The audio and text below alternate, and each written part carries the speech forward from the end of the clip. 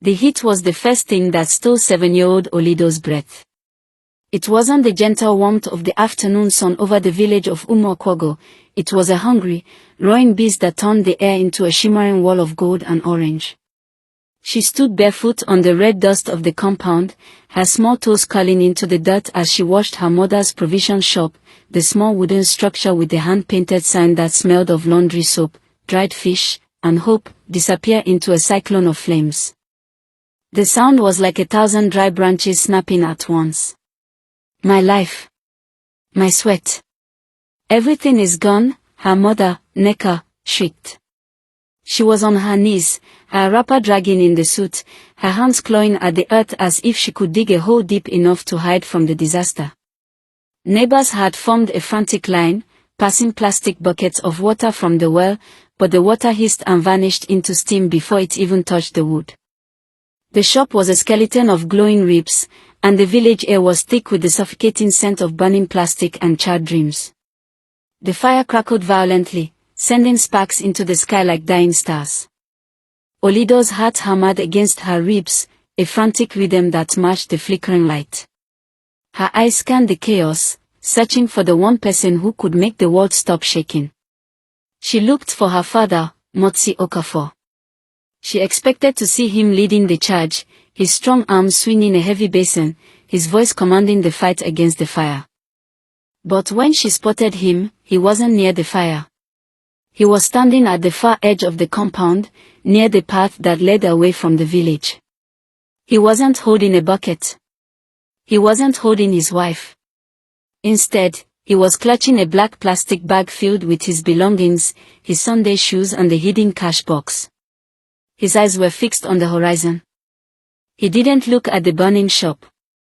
He didn't look at Nneka, who was now prostrate in the dirt, wailing to the heavens. He didn't even look at Olido. His eyes were fixed on the horizon, narrowed and cold. With a quick, decisive movement, he adjusted the bag over his shoulder and stepped into the tall elephant grass. One moment he was there, a silhouette against the dying light of their livelihood, and the next, he was gone, swallowed by the grey haze of the harmattan. Papa. Olido's voice was a fragile needle in the haystack of the fire's roar. Papa, where are you going? The only answer was the crash of the shop's roof as it finally gave way, sending a fountain of sparks toward the indifferent stars. Hours later, the fire had settled into a glowing, blackened heap of ash and twisted metal.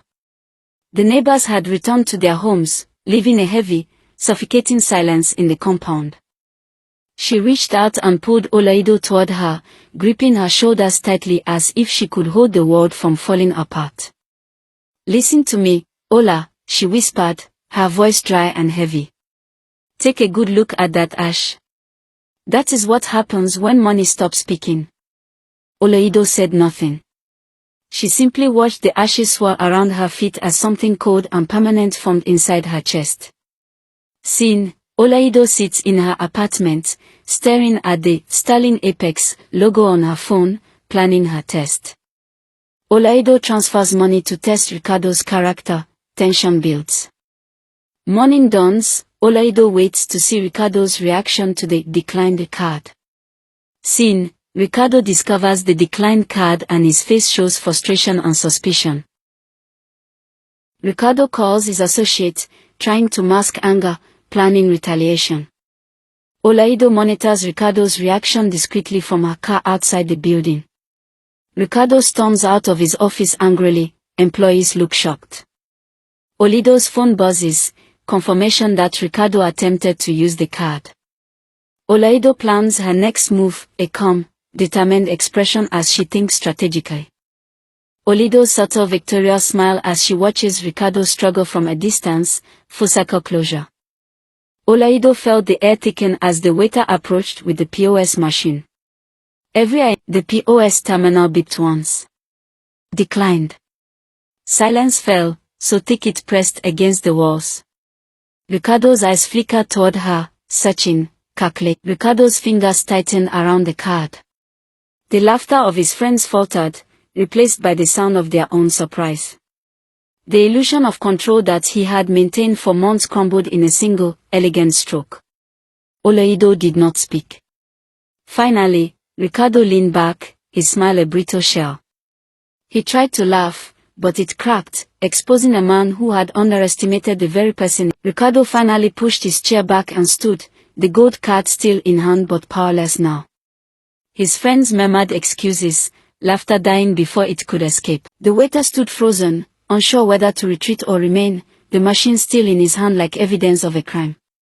Ricardo's voice rose again, sharper now, stripped of its usual charm. "Try it again," he snapped, his authority cracking. Ricardo's breathing grew heavier. The room was no longer his kingdom, it had become a courtroom. Every glance felt like judgment. Every whisper felt like accusation. Oloido finally moved. Slowly, deliberately, she reached for her glass and took a sip of water, her eyes never leaving his. It was a simple action, but it carried the weight of power. She was no longer reacting, she was controlling the rhythm of the moment. And Ricardo knew it. "Maybe," she said softly, her voice cutting through the silence, "you should try your own card." The words landed like thunder wrapped in silk. There was no anger in her tone, only truth. And truth, in that moment, was the most dangerous thing in the room. Ricardo froze. For a second too long. That hesitation said everything. The room didn't need confirmation anymore, the truth had already revealed itself. The man who had lived like a king on borrowed wealth had nothing of his own to stand on. The laughter that followed wasn't loud, but it was enough. A quiet ripple of realization moved through the room. The image Ricardo had built began to crumble, piece by piece, under the weight of a single truth: he was never the man he claimed to be. Ricardo grabbed his jacket abruptly, his movements sharp and defensive. Without another word, he turned and walked away. No apology. No explanation. Just retreat. The same way Oloido's father had once disappeared into the night, only this time, she wasn't the one being left behind. Oloido exhaled slowly, the tension leaving her body like a storm finally passing. She reached into her bag and placed her black card on the table. The waiter returned, silent and professional, and this time, the machine beeped differently. Approved. Oloido exhaled slowly, the tension leaving her body like a storm finally passing. She reached into her bag and placed her black card on the table. The waiter returned, silent and professional, and this time, the machine beeped differently. Approved. She stood, smoothing her dress, her movements graceful and controlled. There was no need for anger. No need for revenge. The truth had done its work. And in that truth, she found something far greater than validation, she found freedom. As she stepped out into the Lagos night, the city lights stretched before her like a promise. The girl who once feared abandonment had become a woman who chose herself. And in choosing herself, she had rewritten the story entirely. The fire that once took everything had given her something greater, a vision, a strength, a purpose. And now, standing under the vast African sky, Oloido was no longer running from the past. She had become the future.